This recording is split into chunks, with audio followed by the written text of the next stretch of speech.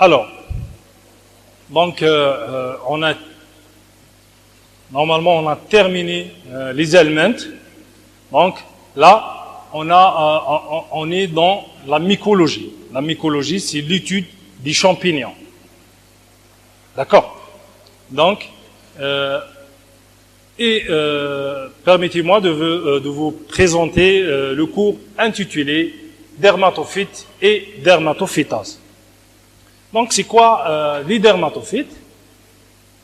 Généralement, c'est une atteinte cutanée qui est causée par des champignons. C'est pas une atteinte cutanée seulement, c'est une atteinte causée par des champignons filamenteux. Et généralement, ces champignons hindous, ils ont une affinité envers la kératine. Yani, les champignons hindous, ils consomment la kératine humaine. Yani, ils aiment la kératine de l'homme. Généralement, ces dermatophytes, ils peuvent provoquer chez l'homme des épidermophysies, ça veut dire une atteinte cutanée de l'épiderme. On peut retrouver aussi une atteinte au niveau des plis cutanés, des intertrigaux, ou bien une atteinte des ongles, c'est l'onyxis, ou bien l'onychomycose. Et on peut retrouver aussi les tanis du cuir chevelu et aussi les folliculites. Donc, l'agent pathogène, c'est les champignons, c'est un dermatophyte, c'est un champignon microscopique qui peuvent appartenir à 3 genres. Donc, il y a 3 genres qui peuvent toucher l'homme. Le premier genre, c'est le trichophyton. Donc, le trichophyton, il est caractérisé, comme vous voyez ici, il est caractérisé par des macroconidies. Donc, il y a des macroconidies qui sont fusiformes, ils ont une forme fusiforme. La paroi, elle est mince, mais rare au niveau du culture, voire absente. Mais on peut retrouver des microconidies. Les microconidies sont petites, les petites qui sont rondes ou piriformes. Et généralement, les espèces du genre trichophyton attaquent la peau, les ongles et les cheveux. Le deuxième genre, c'est le genre Microsporum, donc qui est caractérisé par des macroconidies, qui maintenant, les macroconidies en fuseau. Donc la forme en fuseau, de grande taille, comme vous voyez, de grande taille, avec une paroi épaisse à surface écunulée. Le schéma, la surface, elle est écunulée. On a les petits points. Elle est écunulée. C'est très caractéristique. Le genre Microsporum, donc là, il attaque généralement la peau et les cheveux. Le troisième genre, c'est le genre Epidermophyton, caractérisé par des macroconidies, comme vous voyez là. Donc il y a des macroconidies en masse. La paroi elle est cloisonnée, mince, et il n'y a pas de microconidies. Mais cache les microconidies. L'épidémiologie, l'origine du champignon, on est l'origine winja. Généralement, on peut retrouver le champignon d'origine humaine ou bien animale. Donc là, ce sont les espèces zoophiles, ou bien telluriques, yani la terre. Les espèces géophiles qui se retrouvent sur le sol.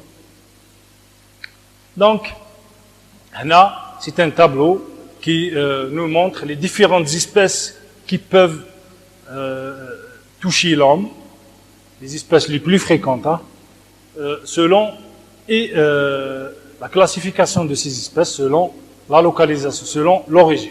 Quelles sont les espèces anthropophiles, ça veut dire humaines, surtout le genre Microsporum odini, Trichophyton tonsurans, Trichophyton violation, Trichophyton sodanense, Trichophyton rubrum. En Algérie, l'espèce la plus fréquente, c'est le Trichophyton rubrum. Il y a d'origine humaine, anthropophile. C'est l'espèce la plus fréquente en Algérie. Trichophyton rubrum. Il y a le Trichophyton Mentégrophytes, variété interdigitale.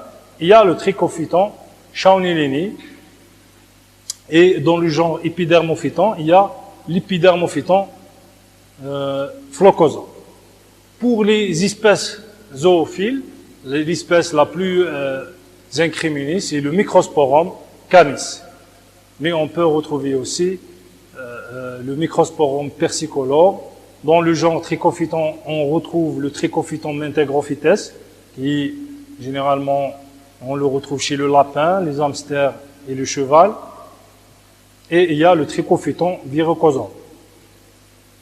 Pour les espèces tulairiques, il y a dans le genre Microsporum, on retrouve Microsporum gypsium, qui est tulairique, gypsium. Il y a dans le genre Trichophyton, c'est le Microsporum mentégrophytes et Trichophyton terrestre. Le mode de contamination. Comment l'homme est contaminé par ce champignon? Généralement, l'origine de ce champignon, l'origine, elle est humaine. Donc, la contamination de l'homme se fait par un contact interhumain. Donc, par exemple, au cours des litteurs. Ou bien, parfois, la contamination se fait par le sol souillé. Le sol souillé. Retrouvé surtout les piscines, les salles de bain, les douches collectives, les hammams. Moi, personnellement, j'ai fait une étude sur le hammam de Biskra.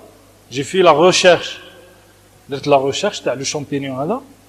ماشي غير في الحمام تاع بسكرة، même في الحمام تاع باتنا. J'ai fait des recherches في الحمام تاع بسكرة، الحمام تاع باتنا. J'ai fait la recherche au niveau du sol. Le sol là, on a fait des prélèvements au niveau du sol et j'ai découvert le champignon là, les dermatophytes là, j'ai découvert au niveau du sol des piscines et des hammams. Donc c'est très fréquent. On peut aussi l'origine aussi au niveau des objectifs d'hiver, à savoir les peignes, les brosses, les tondeuses, les vêtements, les chaussettes aussi. Donc, elles peuvent véhiculer les squames qui contiennent le dermatophyte. Et le dermatophyte, généralement, il est contenu dans les squames humains. Donc voilà, c'est une caricature qui nous montre un couple qui c'est toi qui as ramené le champignon. Généralement, cette mycose, elle est ramenée à partir des piscines. Piscines ou les hammams. Même dans les pays musulmans, dans les prières, les salles de prière, d'accord.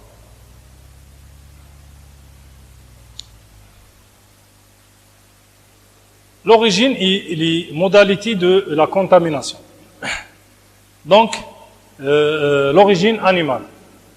L'origine animale, la contamination peut se faire par un contact direct, par les caresses de l'animal par exemple, ou bien se fait indirectement par les poils qui contiennent le champignon sur un fauteuil par exemple, ou bien directement par les caresses. Les rongeurs sauvages aussi peuvent nous ramener ce champignon. Troisième origine, c'est l'origine tellurique ou bien tellurique au niveau du sol.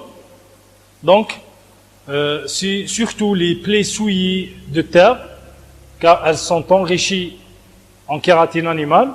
Donc, par exemple les plumes, les poils, les sabots, les carapaces d'insectes, donc là, qui contient le champignon. Physiopathologie. Donc, comment l'homme est touché par cette parasitose? Généralement, le dermatophyte la teinte cutanée, il pénètre le dermatophyte, il pénètre au niveau de la peau, et il va y avoir une excoriation cutanée,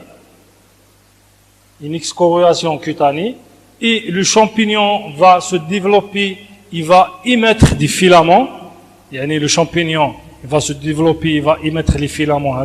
Les filaments, l'émission de filaments se fait d'une façon centrifuge, d'une façon centrifuge. Il dort. Voilà, il dort parce qu'il a consommé la kératine, il va consommer la kératine, il a consommé la kératine, et on va dire consommer, et la lésion cutanée, elle va grandir de plus en plus. Et cette lésion est appelée épidermophysie cercinée. Donc c'est très caractéristique.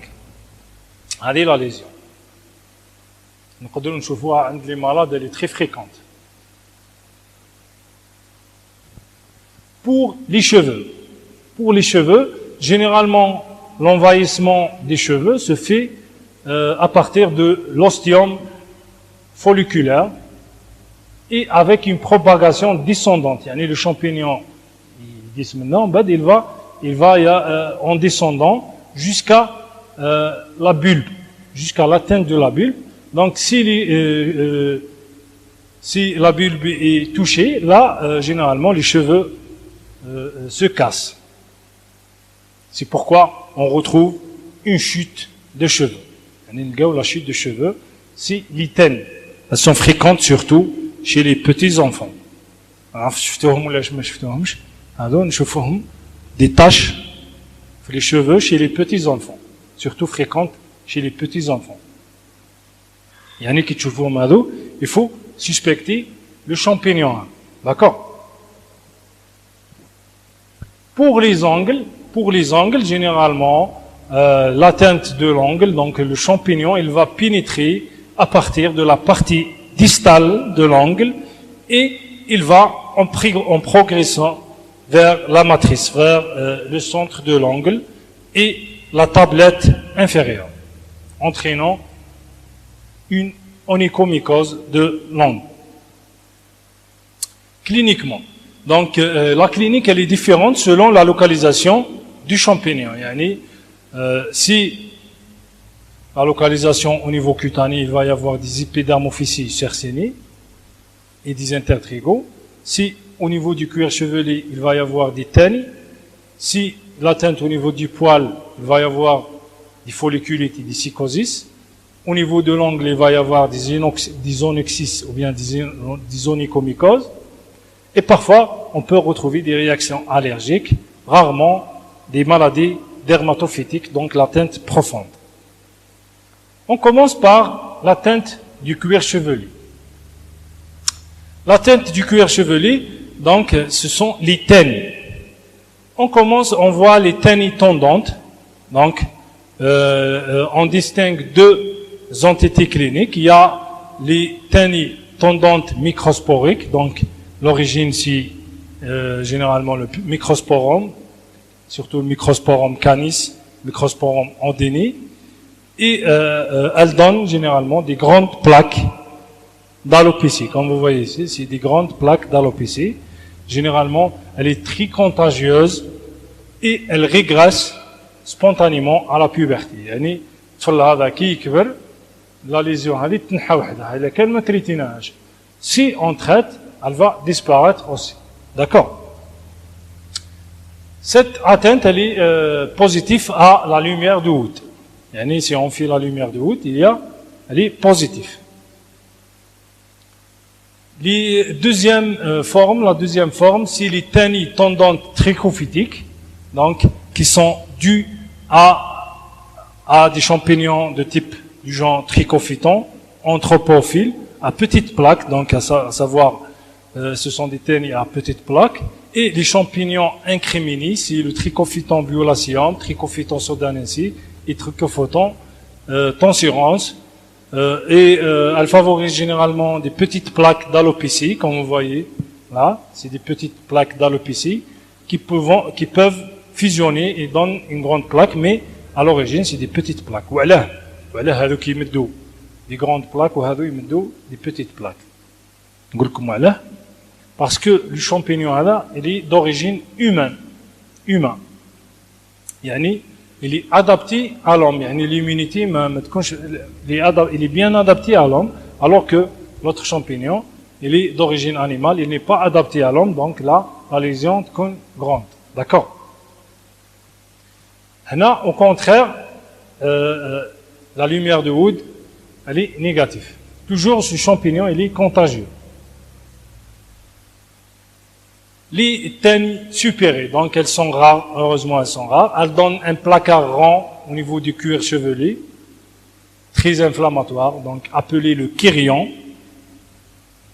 Surtout, elles sont dues à des dermatophytes zoophiles ou bien telluriques, surtout le Microsporum gypsium.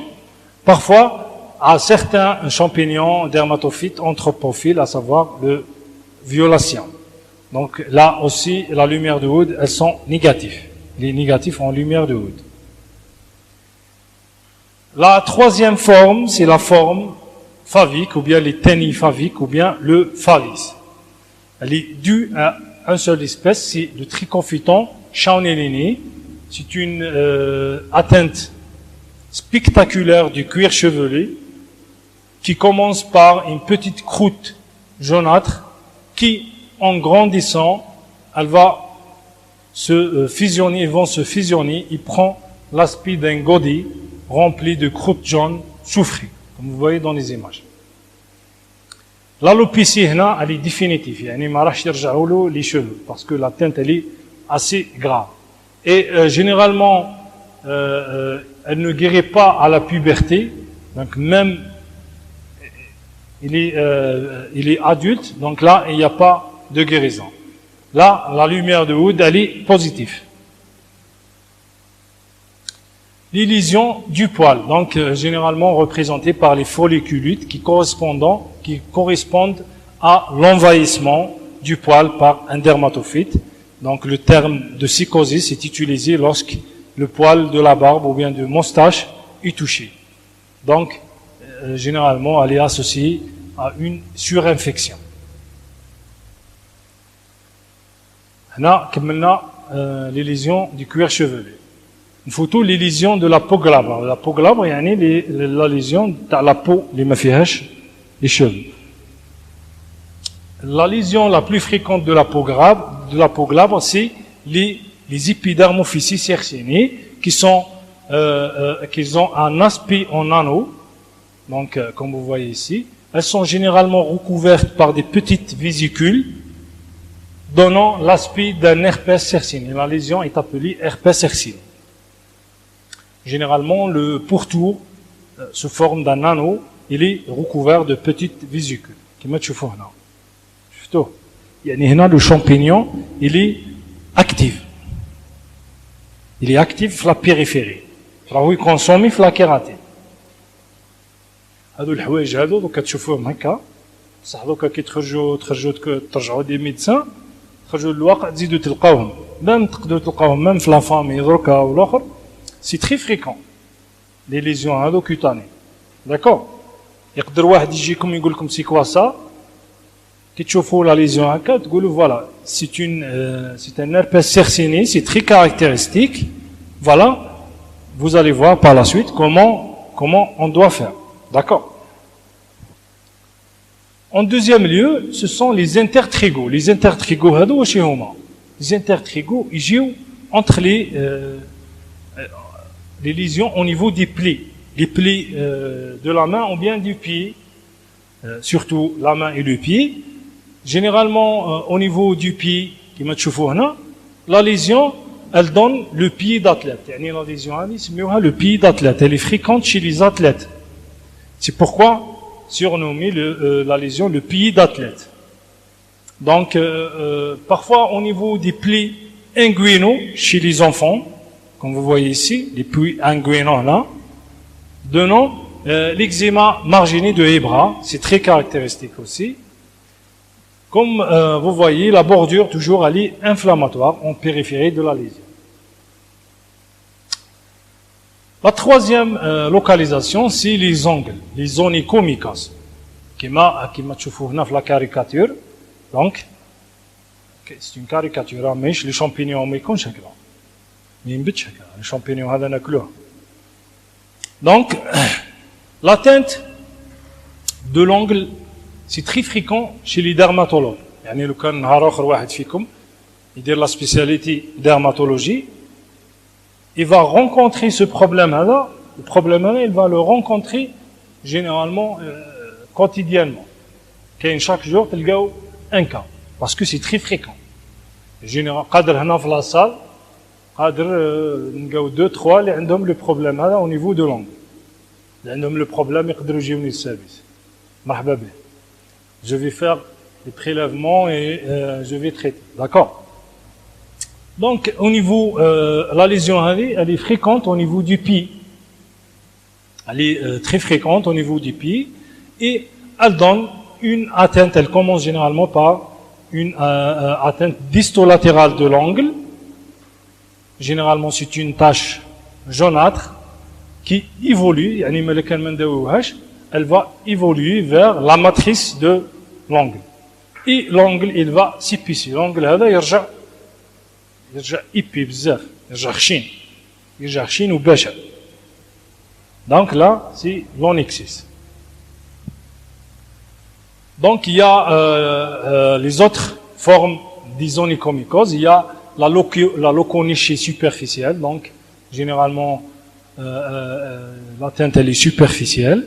Il y a aussi l'onychomycose proximale. Donc là l'atteinte elle est directement atteinte proximale de l'angle, c'est pas une atteinte distolatérale. Il y a aussi l'onychodystrophie totale, donc l'atteinte de l'angle elle est totale. Il y a la cinquième forme, c'est les dermatophytites. C'est les déshydroses d'origine dermatophytique. Donc ce sont des réactions allergiques cutanées. Donc c'est l'hypersensibilité immédiate qui sont dues à la libération dans le sang de substances allergisantes provenant de métabolisme de dermatophytes. L'aspect généralement se forme de l'eczéma. L'examen direct et la culture sont généralement négatifs. Donc même si on fait un prélèvement, on ne retrouve pas de dermatophytes. Le diagnostic.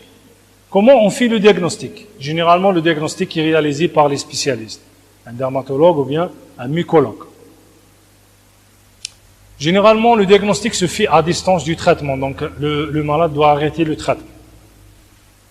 Pour le cuir chevelu, on déroule la lampe de Wood. Il y a la lampe de Wood. La lampe de Wood, on déroule le malade dans une chambre noire, on déroule la lampe de Wood et on voit est-ce qu'il y a une fluorescence ou la fluorescence. D'accord? Ça nous oriente vers certains champignons et ça oriente aussi le prélèvement. Le prélèvement, comment on fait le prélèvement? Pour les lésions cutanées, donc, on fait un grattage sur le bourrelet inflammatoire, et la périphérie de la lésion, on fait un grattage, on récupère la poudre de grattage sur une lame qui m'a Pour les folliculites, on va enlever le cheveu par la pince à épiler et ensuite par l'écouvillon on frotte les lésions suintantes. Pour l'angle aussi, on va frotter sur la partie à la lisière de la partie saine et la partie malade. L'angle, surtout sous l'angle, sur la partie malade et la partie saine. Il faut frotter par une curette. Et on récupère la poudre du grattage sur une lame. Pour la loconichie, donc on fait un grattage sur la surface de l'angle. Pour les cheveux, donc les cheveux, généralement, le prélèvement du cheveu est orienté par la lampe de Wood. Donc, généralement, ça donne une fluorescence verte. On prélève les zones d'alopécie. Les zones d'alopécie, on prélève les squames, mais surtout, il faut prélever les cheveux cassés par les pinces à épiler. Par la pince à épiler, on va enlever les cheveux cassés. D'accord? et on le met sur la boîte de pétri et les lames. Qu'est-ce qu'on voit à l'examen direct? Donc l'examen direct, pour les prélèvements cutanés et les prélèvements de l'ongle, on voit un filament mycélien cloisonné. يعني كما رانا نشوفوا هنا هذا دي سكوام وهذا un filament mycélien cloisonné arthrosporé كما تشوفوا هنا. Pour les cheveux, qu'est-ce qu'on voit pour les cheveux? Pour les cheveux, il y a plusieurs types d'atteintes pilaires. Donc pour les cheveux, il y a le type trichophytique, qui m'a l'atteinte trichophytique, ou bien endotrix. Là, les spores sont à l'intérieur du cheveu. Donc il n'y a pas de spores à l'extérieur, qui m'a dans le schéma, dans la photo réelle, et dans le schéma, les spores sont à l'intérieur de cheveux. Il n'y a pas de fluorescence à la lampe de Wood. Le deuxième type, c'est le type microsporique ou bien endoectotrix. Endoectotrix, ça veut dire les spores sont à l'intérieur du cheveu et à l'extérieur du cheveu. Et il y a une fluorescence. On a l'image réelle, les spores à l'intérieur du cheveu, on à l'extérieur. Le troisième type, c'est le type microïde. Donc, là, on retrouve une gaine de spores de petite taille qui ne dépasse pas les 2 micromètres de diamètre. Le quatrième type, c'est le type mégaspore. Donc là, on retrouve une gaine de spores, de grandes spores, plus grosses, de 4 à 5 micromètres de diamètre. La dernière forme qu'on peut retrouver, c'est le type favique. Généralement, à l'intérieur du cheveu, on retrouve des filaments, directement des filaments intrapillaires, comme vous voyez ici. Et à la lumière de Wood, il y a une faible fluorescence vert jaunâtre. Donc, ce type, il est rencontré surtout, il est rencontré au cours de l'atteinte par Trichophyton shawnlini.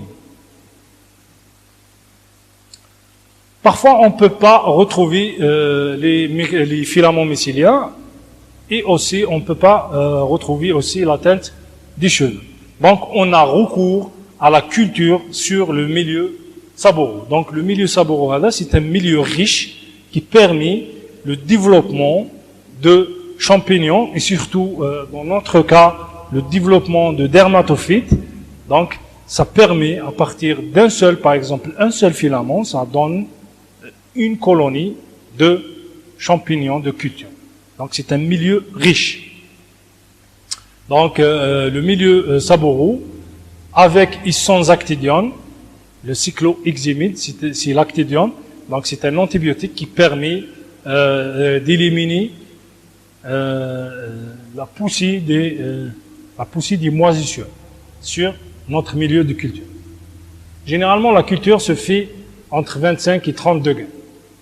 Et l'identification des champignons se fait, il repose sur le temps de pousse de 1 à 3 semaines, sur l'examen macroscopique des cultures, sur la couleur et la texture, sur l'examen microscopique des cultures, l'aspect des filaments et des spores. Donc, la durée d'un diagnostic mycologique, généralement, elle est de 3 semaines environ, parce qu'on doit laisser les cultures pendant 3 semaines pour bien identifier, pour dire qu'il s'agit de cultures positives ou bien de cultures négatives. Et généralement, la connaissance de l'espèce permet de préciser l'origine de la contamination. C'est le rôle de mycologue d'identifier l'espèce. Là, on va voir quelques exemples. Les exemples là, c'est pas à retenir, يعني ما تحفظوهمش.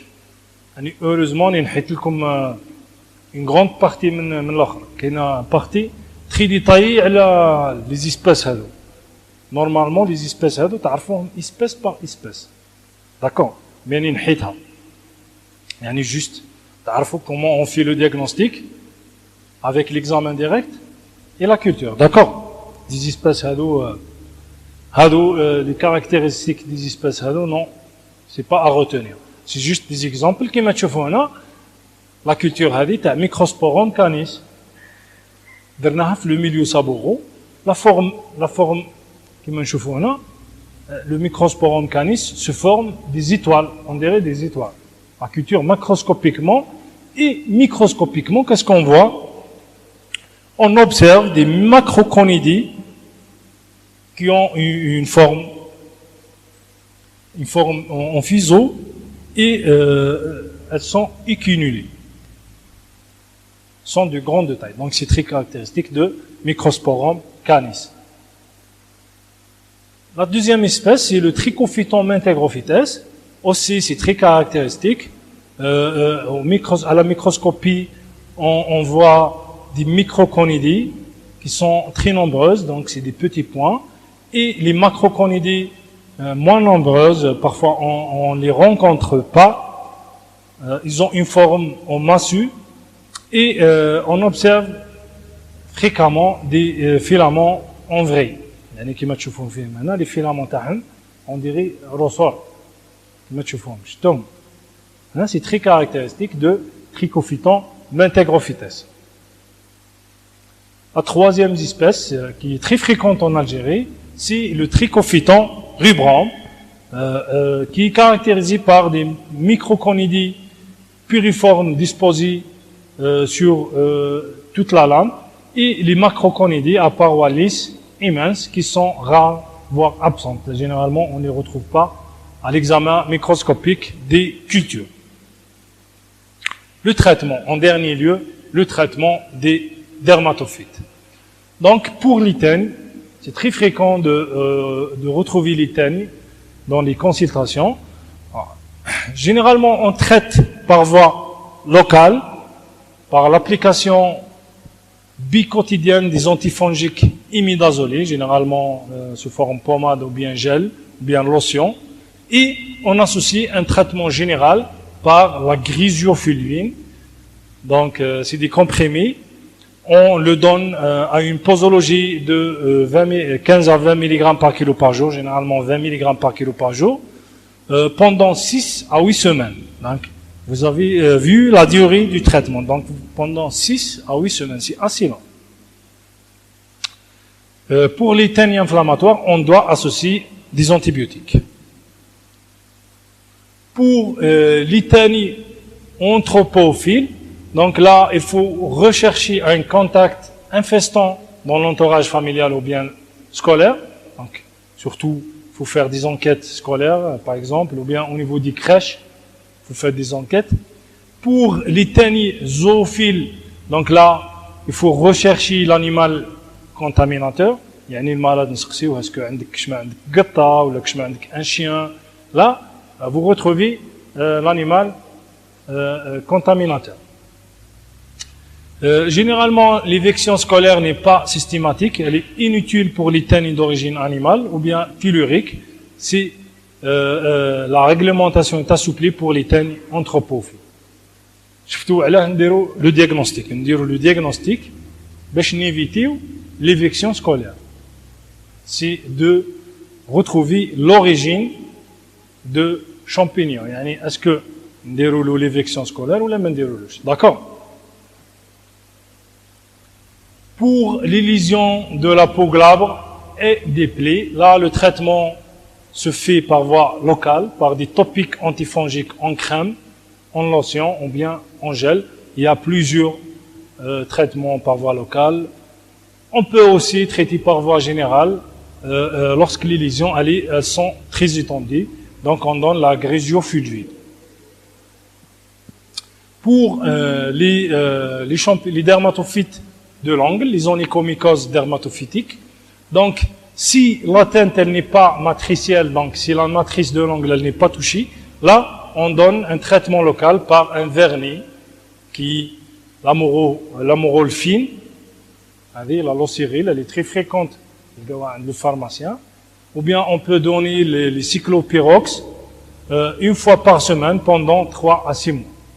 Si l'atteinte est matricielle, la matrice de l'angle elle est touchée, là on donne un traitement local associé plus un traitement général qui est fait par la terbinafine. Généralement on donne la terbinafine, le Lamisil, un comprimé par jour pendant 3 mois pour les onyxis de la main et pendant 6 mois pour les onyxis du pied.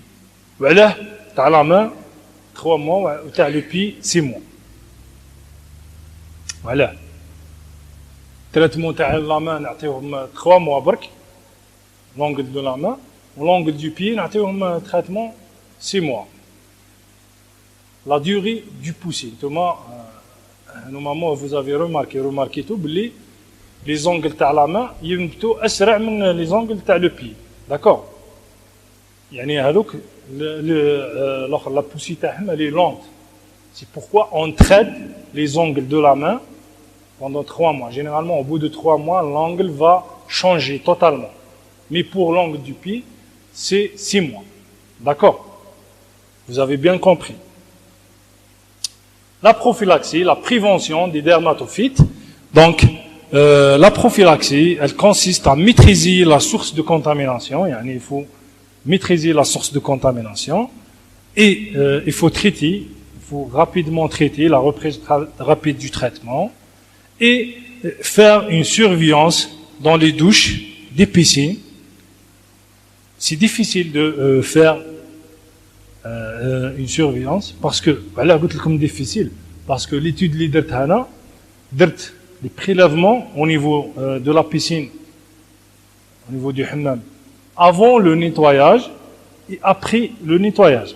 Il y a le prélèvement, femme de ménage, le nettoyage, j'ai fait un autre prélèvement avant et après le nettoyage et j'ai retrouvé quand même le champignon. D'accord?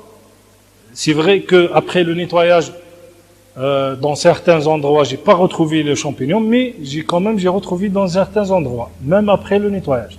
Donc c'est pourquoi on parle d'une difficulté de surveillance de la contamination de ces endroits. Voilà, je vous remercie pour votre attention. Si vous avez des questions, vous n'avez qu'à me contacter. Vous avez mon email. Et si vous avez des questions, même maintenant, vous pouvez me